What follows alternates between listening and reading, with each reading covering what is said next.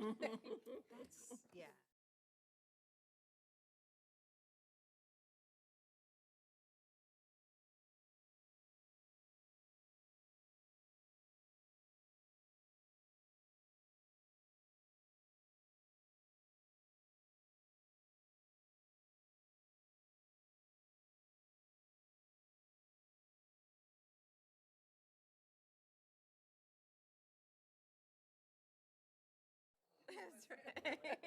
She's here. And I'm here. Okay, it is 7:01. Welcome to the April 23rd, 2024 regular meeting of the Board of Education. Please rise for the pledge. I pledge allegiance to the flag of the United States of America and to the republic for which it stands, one nation, under God, indivisible, with liberty and justice for all. Thank you. Vicky, roll call, please. Delayed. Ms. Flynn? Here? Steve? Here. Ms. Kush? Here. Mr. Shetter? Here. Mr. White? Excused. Ms. Stadler? Here. Ms. Stewart? Here, thank you. Matt, would you review the fire exits, please? Exits are in the back of the LGI. Thank you. Please rise for a moment of silence for John Ashback and Carol Corey.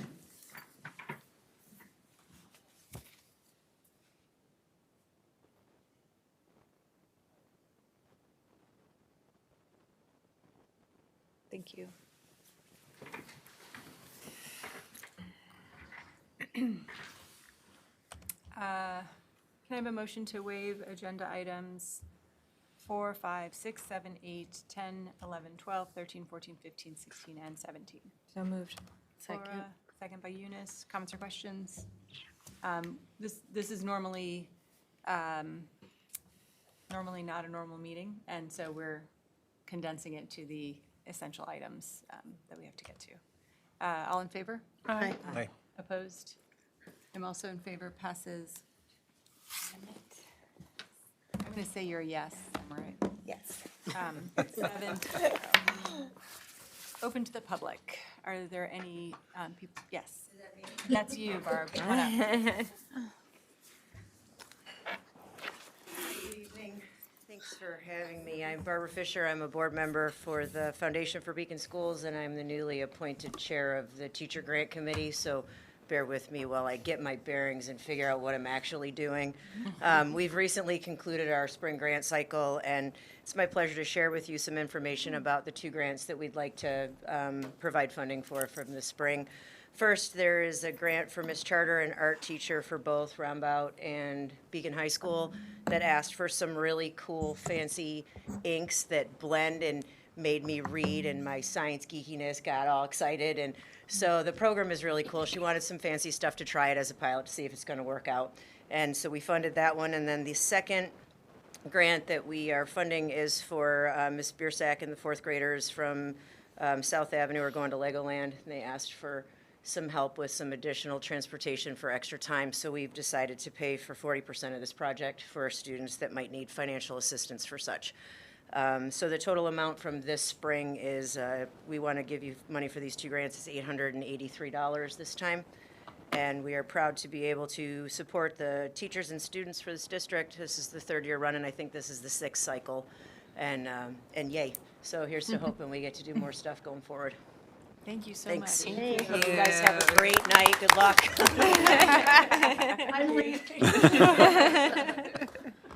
Thank you, and please let all the board members of the foundation know that we're so grateful for your support. Thank you, guys. And like I said, please bear with us while we figure out what we're doing, and we'll make all of this Oh my a lot gosh, you smoother going guys are doing great. So, thanks again. Thank you. Are there any other people in the audience that would like to make a public comment? Seeing none. We actually had a lot of time for a workshop for the Beacon Foundation, but we are done with that. We can move on.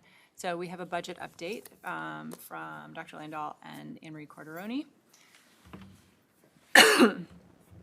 Excuse me.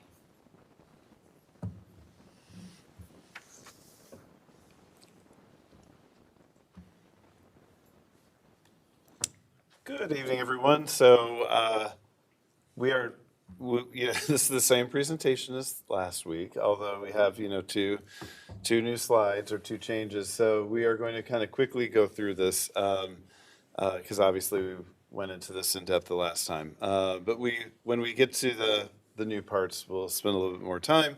But just to recap, our mission and vision and our district beliefs really drive the decisions we make for our budget. We've had some really cool things happen out of our strategic planning listed there. Some of what we've done is compare ourselves sort of countywide. So just quickly, like we have one of the highest graduation rates in the county. We have the biggest offering of full-day pre-K in the county. We have some of the smallest class sizes, both K through 12 in the county. We've had a huge increase in extracurricular clubs, especially at the elementary and middle level. High school's always had a lot. We have a growing amount of advanced coursework. And we're going to be adding a course, Mount St. Mary course, Intro to Education for next year. Our high school concert band, our high school chorus are the biggest they've ever been. We started years ago with a grant, which became part of our budget, where we did fourth grade instrumental music, and we've seen this huge growth. And then, the biggest part of our budget is our people. And so something we're always having to think about is taking care of our employees in terms of salary and benefits, and also being competitive in terms of attracting people when we have openings. So just wanted to point out with all this comparing, we're doing that in things that were amongst the best in the county. We have one of the lowest tax rates in the county. Our tax rate has gone down over the years. All right, so here's the change slide. So finally on Saturday, there was a finalized state budget. So honestly, a bit surprisingly, even at this late date, that we received a slight decrease in foundation aid from the previous year. So the messaging from the state was that about half the districts, about 300 districts were receiving flat foundation aid from the previous year. It turned out about 100 districts of the 700 in the state are actually receiving slight decreases for a variety of reasons. Ours is based on some timing of some of our building projects in terms of building aid we receive and some special ed reimbursement aid. So every district may have a slightly different reason why they're receiving a decrease. It's not a huge decrease, but we're used to getting an increase every year. So this has been a big shift for us. I attended a webinar this morning. The New York State Council of School Superintendents, they've been, obviously, their job is to watch this process every year for decades. They said they have not seen a budget process go this late with this much uncertainty over over foundation aid in 20 years.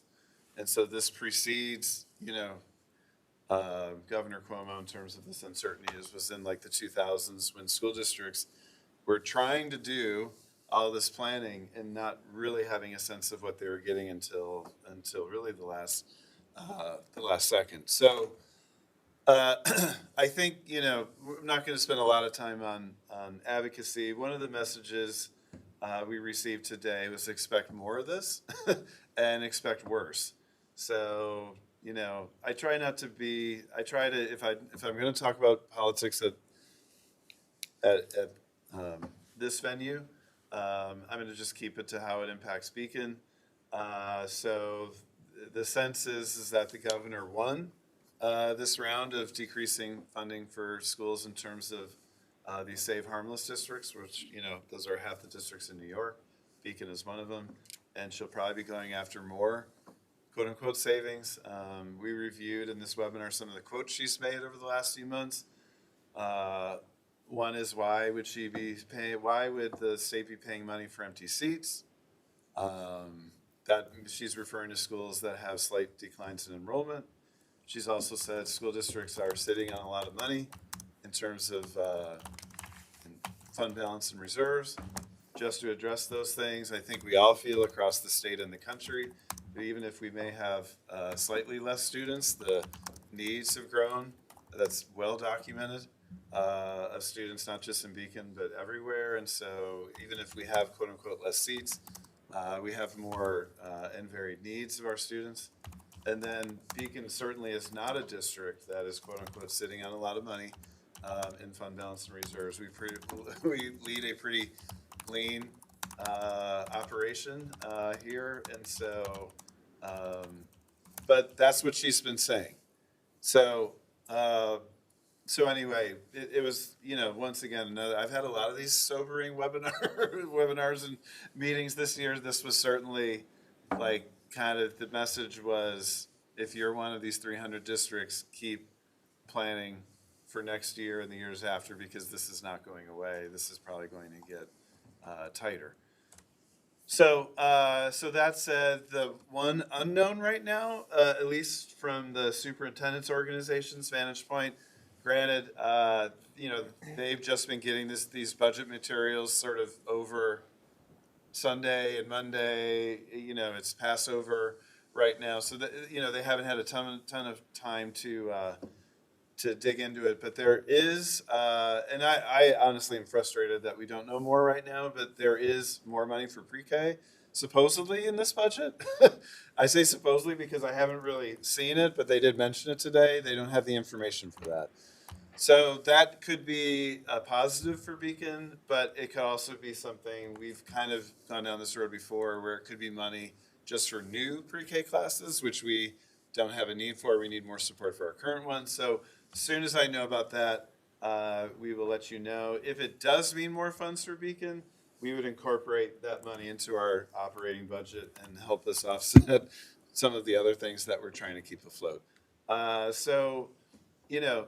I'm, like I said last week, I am overwhelmingly happy about what we've accomplished with our school budget over the last 7 years. The list I go through are just some of the highlights.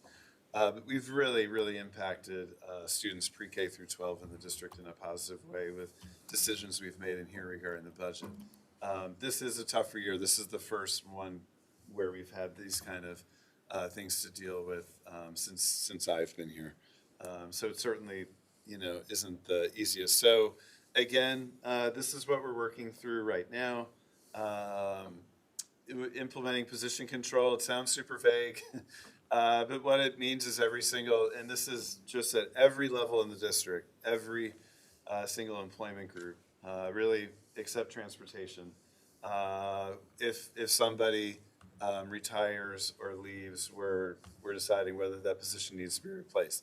And I say that again, not to cause fear that we're hiring 3 new elementary art teachers. We're not like, oh, that's where we're going to get our savings. It's not that at all. But we are looking, especially for positions that don't impact the day-to-day classroom experience for students. We are evaluating whether we pause them for a year,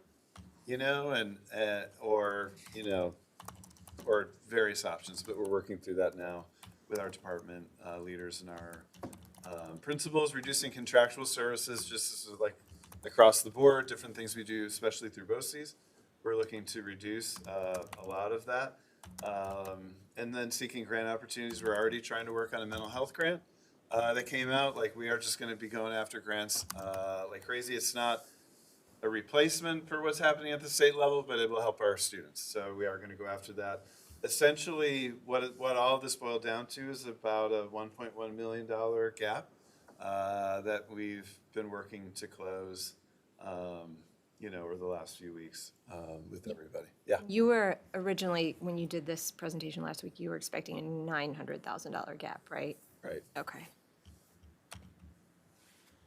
So again, I want to, I think Anne Marie's done a great job kind of mentally preparing for this. We've been receiving, once the governor put her original budget out earlier in the winter, January, it was pretty stark, so we started preparing then.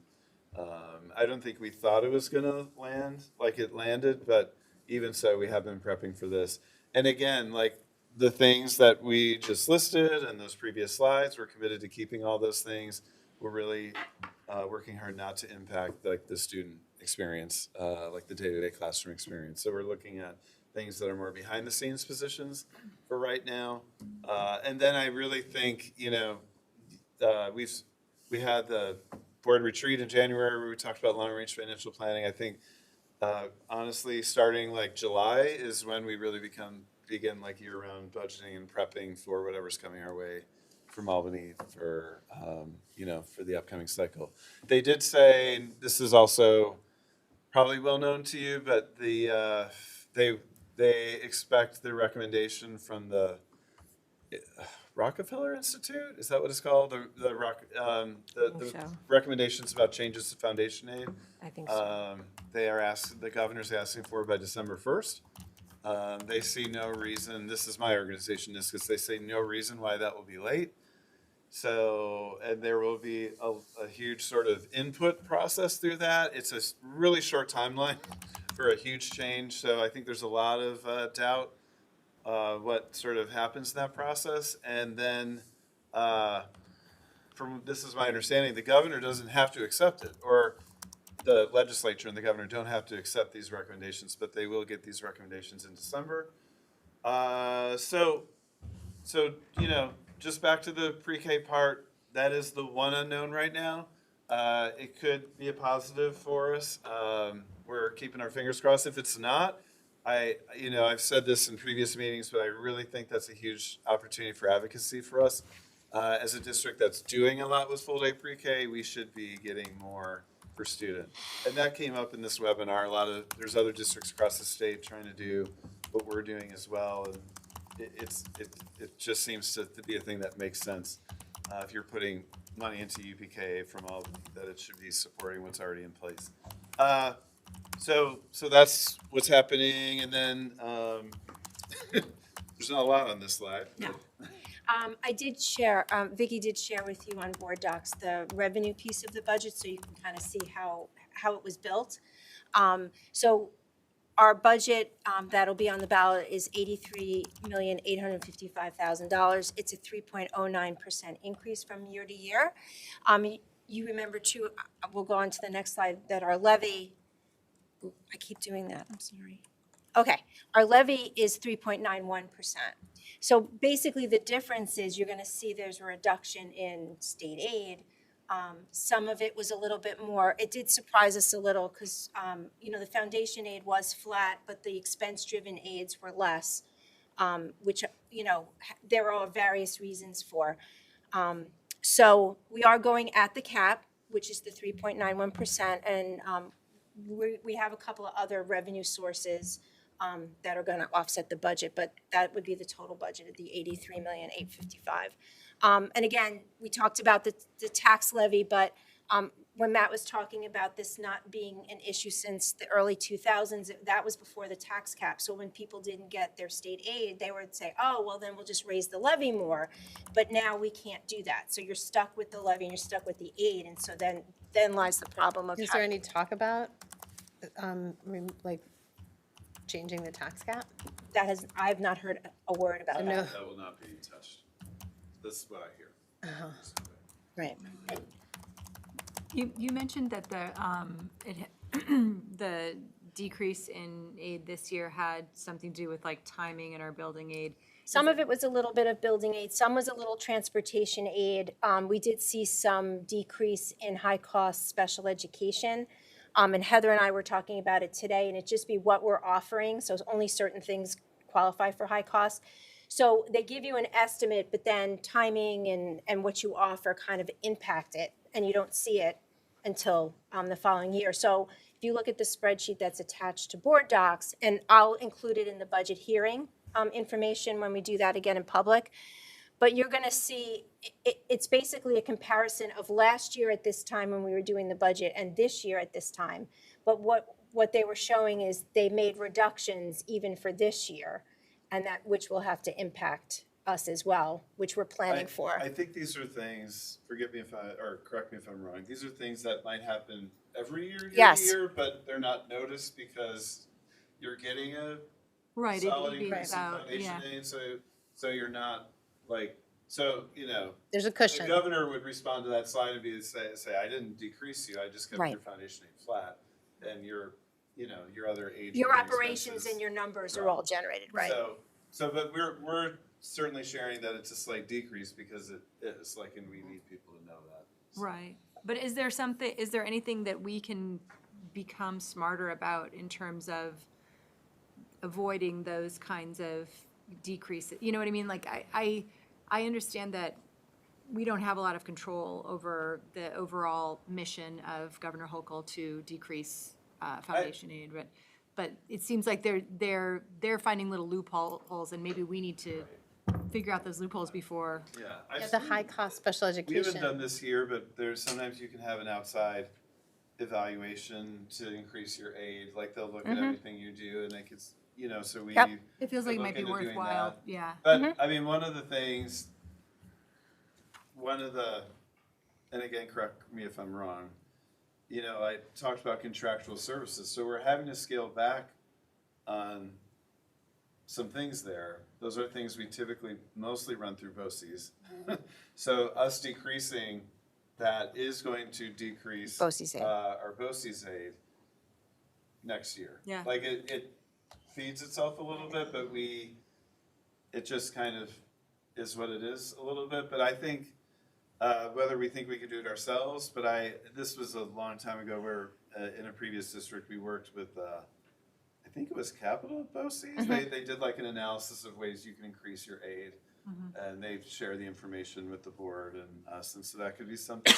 If you've heard of that service. Yes. To Meredith's point about that, I think that I understand that we are running lean, that we have approached things a certain way.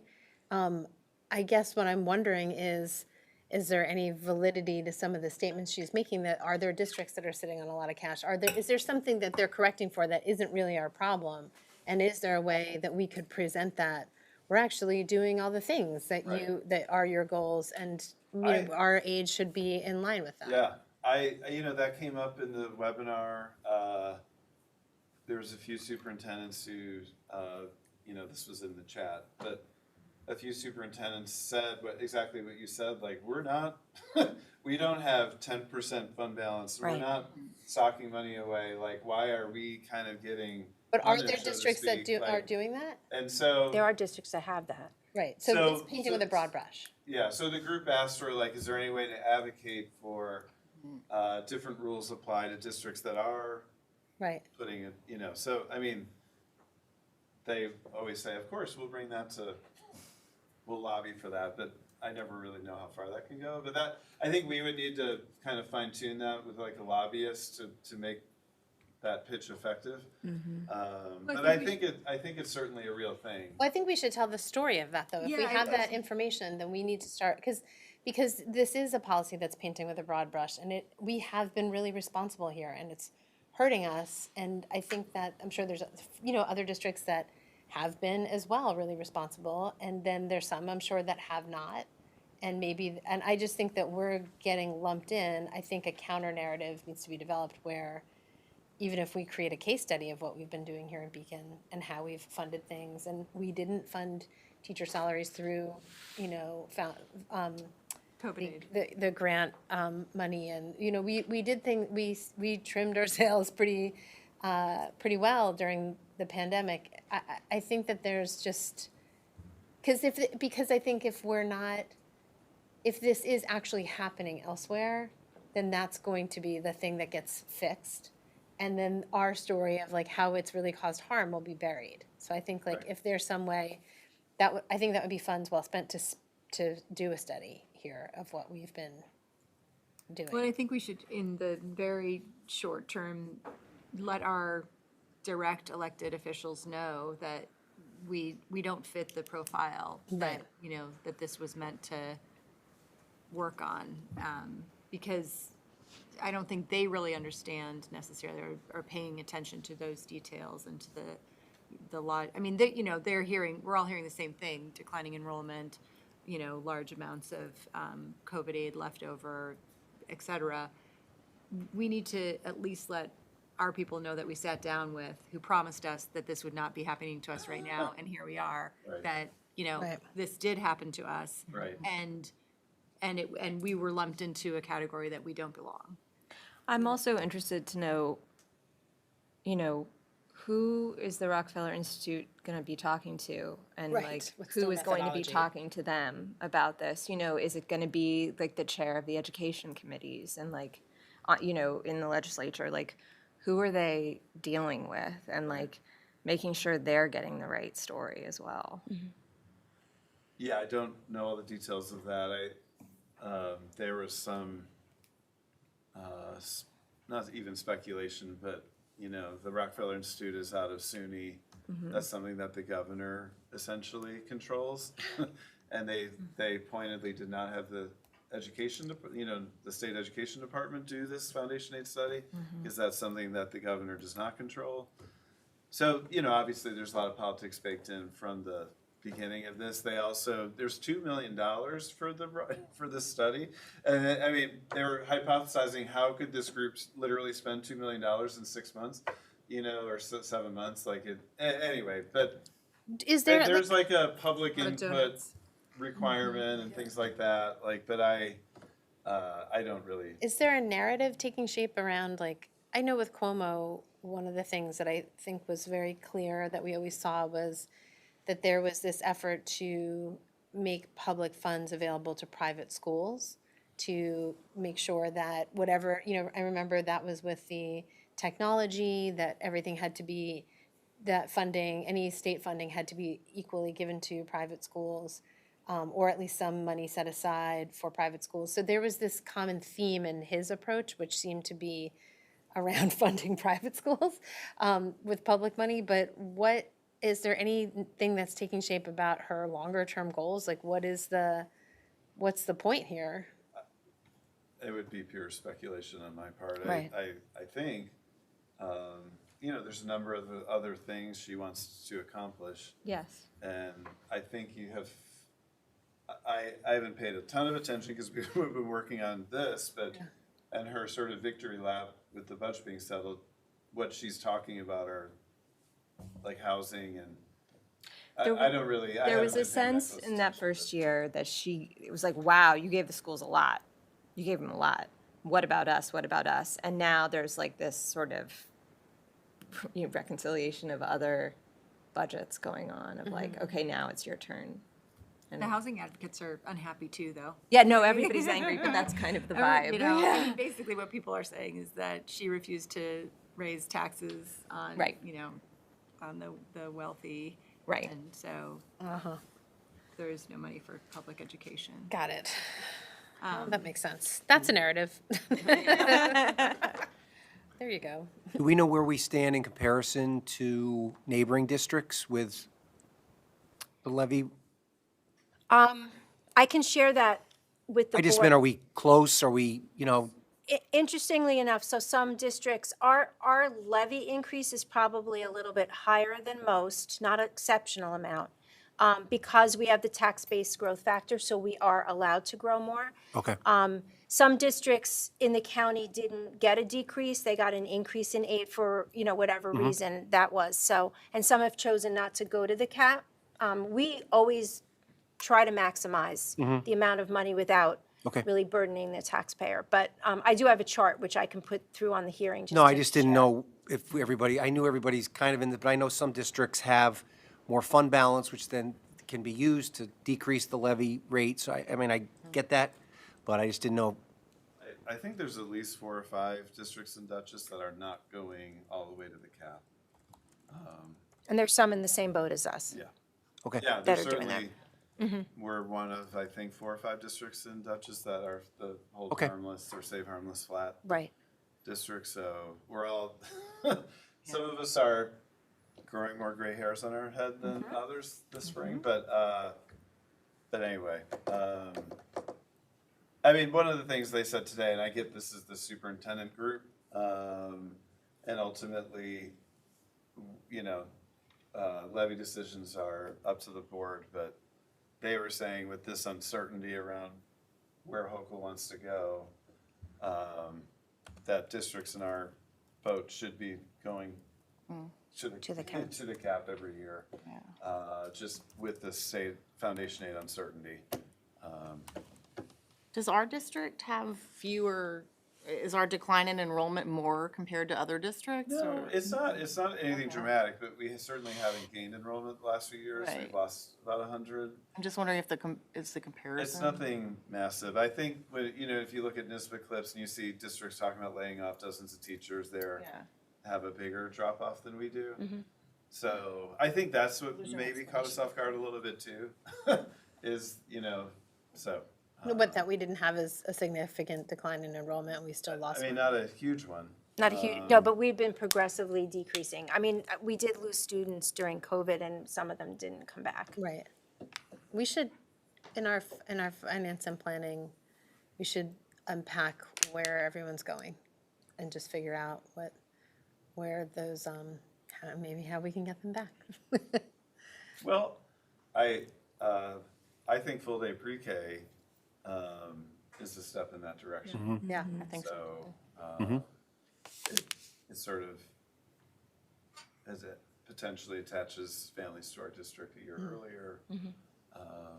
It's a cost savings for a lot of families. Speaking of pre-K, we will be sending out, we had to delay it a week because of all this, but we'll be doing like the class notifications by Friday. And were all families able to be served, or were there some that were? 99.9. We're kind of working on the last little details over, the next 2 days, but it's We'll really be hearing from that. 0.01. We'll be hearing from that 0.01. It's really close. Okay, so we spoke about this also at the last meeting, about what the estimated tax impact would be. This has no relation to the budget, this has to do with the levy, so these numbers did not change from when we presented it the first time.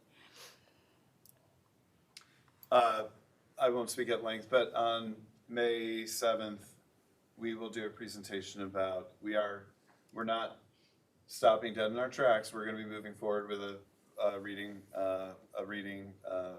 curricular program for a few of our grades at the elementary level. So we'll do that in detail on May 7th, as well as funding other PD. And I can go through this quickly, and if you have any questions. So Proposition 2, we are asking the voters basically to increase the amount of authorization for the EV bus and actually purchase the second. So there'd be two altogether. We have already been awarded the New York School Bus Incentive Voucher for $257,250 each bus. So we're really excited about that. We have until next July to actually purchase it, so that's great because it gives us time. It gives us the ability to figure out how to finance that and do the right thing if it passes. Next July, like July 2025? 5, yes.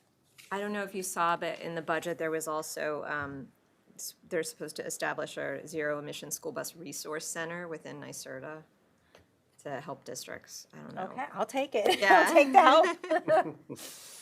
But interestingly, there was no backing off. I think there were some Right. predictions that there was going to be some backing off. Right. of There the wasn't any. requirement. Right. At least right now, there isn't one yet. Yeah. Right, which that was interesting, because I think a lot of our neighboring districts who are not investigating buying EV buses were saying, oh, she's just gonna change her mind and push it off, and Right. she did not. As far as I know, we still have to submit a report of like a plan to get to 2000, yes. August. And just the other thing that I don't know a lot about, but reading was in the final budget. Yeah. So districts have to submit to the state for the 25-26 school year, like their reading curriculum or their reading program. The state has to approve it. And I think this is the part I'm a little disappointed. There's some money for PD, but it's, and this, I don't have anything against these centers, but all the money is going to NYSET, the State Teachers Association, their PD centers, which are kind of located throughout the state. So I don't even know where the one is around here, but I'm sure there's one in the Hudson Valley. But to me, it would make more sense for like the PD money to go to individual districts. Yeah. But maybe that's something we could ask for the next go around. Because that, in my mind, is just teachers choosing to go on their own, right? Like Right. driving or doing an online class. And so I don't think it really meets the need of a district like ours, but Sorry, one more question about the EV bus. So the voucher that we were awarded, is that times 2? Yes, Okay. yes. We will have, the third proposition will be to purchase 372 passenger buses at $485,000. That receives the transportation aid of almost 60%, and we will continue to finance these over 5 years with bond anticipation notes to match the state aid. And then our capital project, which is a total of $49,950,000. The important part for this, and I think I'll say it again on May 7th, is that our building aid ratio is 67.1%, meaning that's the amount that we get back in building aid. All of the things that, Matt's been talking about and we've been talking to the community about are things that are needed in the buildings, and they would be extremely difficult, if not impossible, to put them in the general fund and do them. And we'd be subject to the same state aid limitations that we've been getting from the governor. This is in addition, so building aid is part of that, but it would be generated based on cost. So this is a more economical way to do it. And does it always work like you spend it 1 year and then you get it back the following year? In building aid, it has to do with completions and final cost reports and the way you file them, which was why we got a little bit of a decrease in building aid because our capital project got delayed a little bit. Right. It's not that we won't get it, it's just that we'll get it a little bit later. Got it. But there's like milestones that have to be met, reporting wise. So we'll send out a reminder about this tomorrow, but we're doing a webinar tomorrow night at 7. It's probably like 75% capital project and 25% budget, but we're gonna tackle both. And you can submit questions in the webinar platform. And Perry Sheldon, who's advised us on the capital project, and Jesse Morrell, our director of facilities, will join us.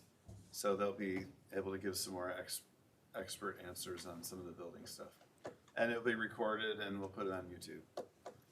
Is that webinar, Matt, being sent out to the community through, how do you?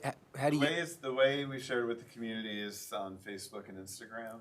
Okay. And it's on our website, so Okay. we'll make sure it's back up on the website tomorrow. Email to everybody. Okay. We will repost it on Facebook. I don't really have any way beyond like Facebook unless we're mailing something out. Okay. But I've had a fair number of people kind of ask me for the link and stuff, and my sense is they're not parents in the district because they probably would have gotten it already. So, Okay. and then we'll also take the recording and put it on the website and share it out too. Okay. All right, so Well, thanks for your hard work on the. yeah, no, I mean, like I said, I love what we've accomplished. We're going to keep the momentum going. This has been a little bit of a punch in the stomach this spring, but I think we know where to focus our long-range planning and our advocacy. And in a sense, it's nice to have no mystery now, and we kind of know, we know what the issues are. They're super clear. So anyway, we're and- excited to take this out to everyone. I just want to say for anyone who's watching the meeting, the last meeting, you did go into a lot more detail on each slide about all the great things that we have been able to establish in the last 7 years. So, if anyone is watching this, it's worth going back to the other one. Right, and we have really clear links for the 24-25 budget on the website, and the capital 2024 they have their own websites, and on those websites is a link to every single board meeting where it tells you where to go exactly to hear the presentation, and we update it after every single board meeting. So tomorrow we'll update that page again. So it also has just all the slides. So we've been trying to lay a clear path through everything this year with some of this uncertainty. That's great, thank you. So when the voters go to vote, there'll be actually 4 things they're voting on plus the candidates, right? Is that how it'll? Yes. Okay. Yes. So For it's proposition. two separate they'll be separate, right? The buses Yes. thing? Yes. Okay. Because the language for increasing the amount for the EV Right, bus would okay. be too complicated to put together. Got it. So we will have a budget mailer go out like always. City, school district, small cities, as you well know, the petitions aren't due till May 1st. So we have to wait to get our mailer out a little bit longer than every other school district in the state. So it's always a rush to kind of get it in. You know, that mailer usually ends up arriving a few days before the election, although the election's a little later this year. Cheer, so that it should be helps. fine, right? And I think in the mailer, we really want to try, I think probably the thing that's a little bit confusing is the EV bus proposition. And so we really want to, we'll run it past y'all before it goes out. Like, we want it to make sense. Because I mean, in the meetings I've done, it seems to make sense to the folks I explain it to, but we just kind of want to make sure people understand that we're having to take this back out and it's still grant funded and, you know. Well, and will it say, because originally the language was that it was dependent on these grants, but now that we have the grants, is it going to say that we have received these? I mean, we can say that, the proposition The can't. proposition. But Right, we can.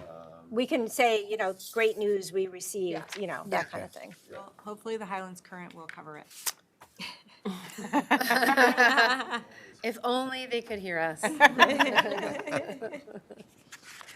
Okay. Any other questions? Okay, thanks so much. So we have a few items of business here. Our first is to adopt the proposed budget. So can I have a motion to approve 9.01, adopt the proposed budget for 2024-25 school year?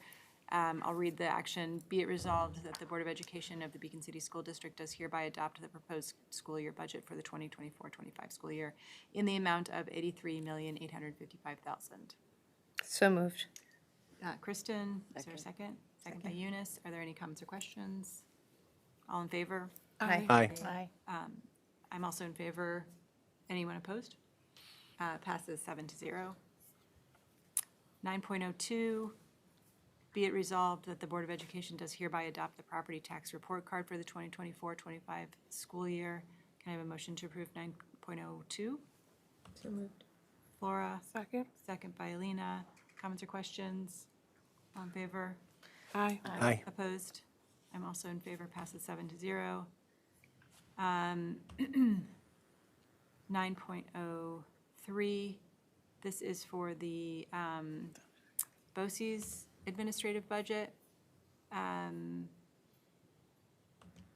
Be it resolved that the Board of Education of the Beacon City School District hereby casts its vote on the Board of Cooperative Education Services administrative budget for the 2024-25 school year in the amount of $6,560,000 as per the budget document presented, and further authorize the district clerk to certify the results of this board's resolution determined by majority vote by completing the certification contained herein and returning it to the Dutchess County BOCES.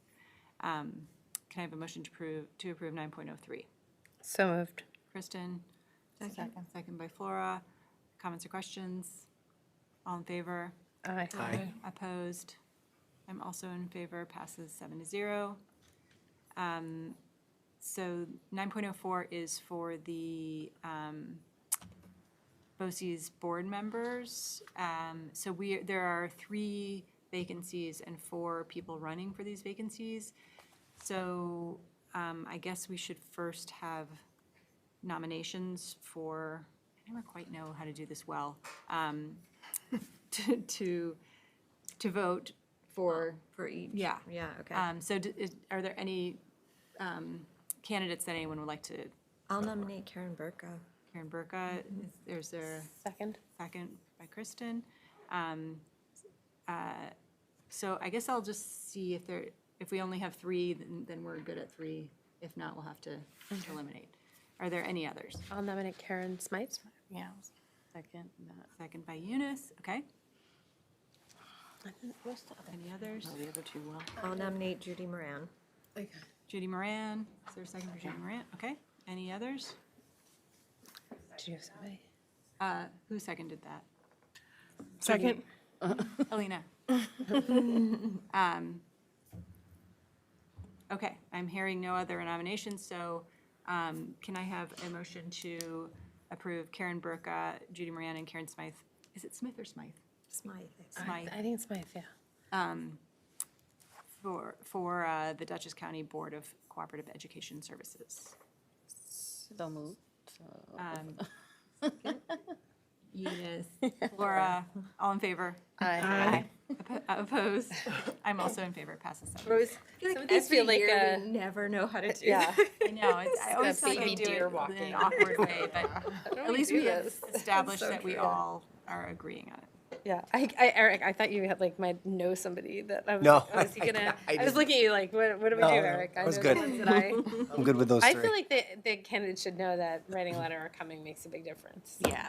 Yeah, we did not hear It's from like- I think that's been 2 out of the 4. Yeah. So I do appreciate people looking who Yeah. shared their, Show up. you know, their experience. Yeah, you don't even, I mean, coming is amazing, but Yeah. you can just email, and just so we kind of Yeah. know the resume of people. Yeah. Because we don't always know exactly what's going on with BOCES. I mean, we try, but. Yeah. Okay, the last one is 9.05, approve the BOCES CTE Reserve Fund. Be it resolved that the Board of Education of the Beacon City School District hereby approves the BOCES creation of a CTE equipment reserve to be used exclusively for the replacement and purchase of advanced technology equipment used in the CTE instructional programs. Can I have a motion to approve this? So moved. Kristen, second by Flora. All in favor? Aye. Opposed? I'm also in favor, passes 7-0. Can I have a motion to adjourn the meeting? Second, everybody. Laura, second by Eunice, all in favor? Aye. Opposed? I'm also in favor, passes 7-0. Stay. Have a great night, everyone.